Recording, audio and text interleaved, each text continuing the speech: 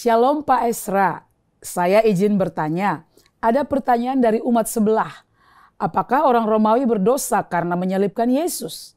Apa jawaban terbaik yang dapat kita berikan ketika umat sebelah bertanya layaknya mencobai kita sebagai umat Kristen? Mohon penjelasan dari Bapak Pendeta. Dan terima kasih untuk penjelasannya. Ya, semua orang yang terlibat dalam penyaliban Yesus itu berdosa. Baik orang Yahudi yang memang punya rencana membunuh Yesus, baik Pontius Pilatus yang memutuskan hukuman mati itu, baik prajurit-prajurit yang menjadi eksekutor di lapangan, juga Yudas Iskariot yang menjual dia. Ya semuanya, pokoknya semua yang terlibat di dalam pembunuhan Yesus, penyaliban Yesus itu berdosa. Nah, tapi biasanya ya umat sebelah itu bertanya, seperti saudara bilang, bertanya mau mencobai kita. Ya kalau begitu harusnya kita itu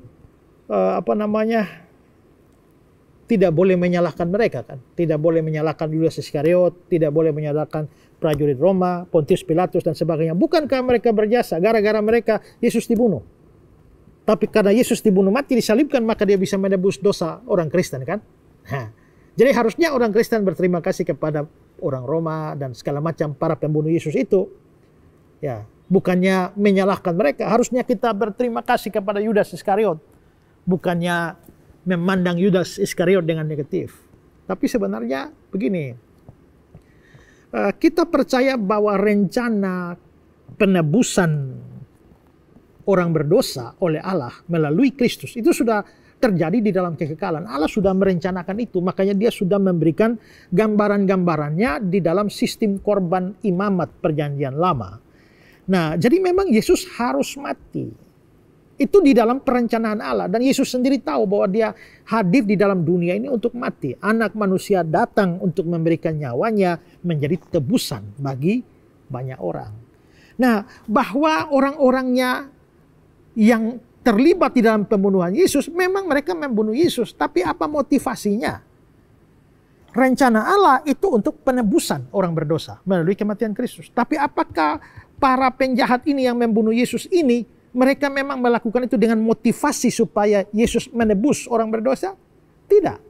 Yudas ternyata menjual Yesus itu mungkin motivasinya uang atau motivasi lain. Tapi tidak mempunyai motivasi untuk supaya Yesus menjadi penebus orang berdosa. Begitu juga dengan orang-orang Yahudi, mereka menyerahkan Yesus karena kebencian. Pontius Pilatus itu karena takut sama orang Yahudi. Prajurit-prajurit itu ya hanya melakukan tugas eksekusi dari pemerintah Romawi. Maka mereka semua tidak mempunyai motif atau tujuan untuk penebusan. Karena itu mereka tidak layak untuk mendapatkan rasa syukur dan rasa terima kasih kita. Yang layak mendapatkan rasa syukur dan terima kasih kita itu adalah Allah, pihak Allah. Kenapa? Karena Allah lah yang mengubah kejahatan mereka menjadi berkat bagi dunia ini melalui kematian Yesus yang mereka bunuh. Ini misalnya bisa gambaran ini contohnya seperti kejahatan saudara-saudara Yusuf. Di mana di Yusuf perjanjian lama ya. Di mana saudara-saudaranya menjual Yusuf ke Mesir. Karena mereka iri hati, benci kepada Yusuf. Dengan motif jahat mereka jual Yusuf. Tapi ternyata setelah Yusuf sampai Mesir, Tuhan memakai Yusuf untuk menyelamatkan banyak orang, terutama orang-orang Israel, melalui dia menjadi pembesar di sana yang mengatur, menjamin makan minum dari satu bangsa. Makanya dalam perspektif itu, maka Yusuf berkata, kamu mereka-rekakan yang jahat kepadaku, tapi Allah mereka-rekakan yang baik kepadaku. Kalau begitu, dengan diselamatkannya satu bangsa melalui Yusuf, pertanyaannya, kita harus berterima kasih kepada para saudara Yusuf yang menjual dia, atau kepada Allah yang mengubah rencana jahat mereka jadi berkat?